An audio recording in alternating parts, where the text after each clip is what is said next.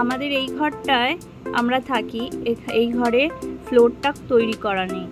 তো ডোডোর জন্য দেখো ফ্লোরে আমি একটা বিছানা করে দিয়েছি। তো এইটার মধ্যেই ও শুয়ে থাকে। কুকুররা যেহেতু একটু নরম বিছানায় শুতে বেশি পছন্দ করে, তো সেই কারণে ওকে ওই গদিটা করে দেওয়া হয়েছে। ও ওখানেই শোয়ে আরাম করে।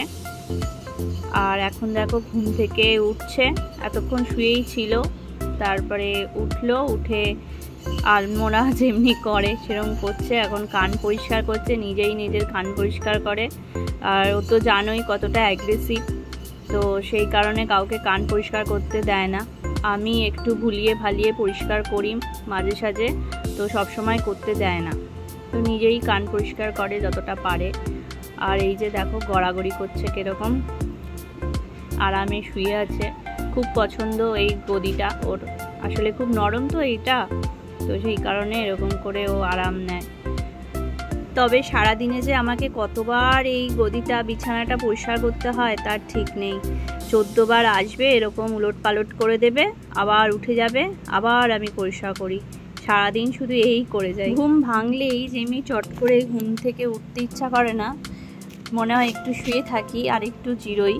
তো সেরকম দেখো ডোডো করছে, ঘুম ভেঙে গেছে কিন্তু উঠতে আর ইচ্ছা করছে না, একবার এই দিক একবার ওই দিক।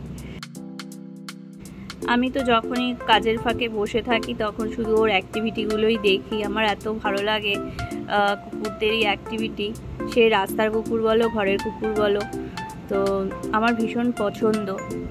তো সেই কারণে আমি দেখছি, আর তাই ভাবলাম যে একটু ভিডিও করে রাখি।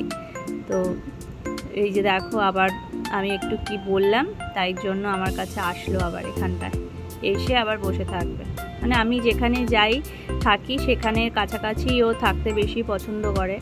এখন যেহেতু শ্রিয়াকে পড়াচ্ছি তাই আর খাটে উঠলো না, তো এখানেই বসে পড়বে। তো তোমাদেরকে ছোট্ট একটা ভিডিও শেয়ার করলাম, কেমন লাগলো বলো অবশ্যই। আজকে এই ছোট্ট ভিডিওটাতে ডোডোকে দেখালাম, নেক্সট ভিডিওতে অবশ্যই ডেজিকে দেখাবো। তো চলো বাই।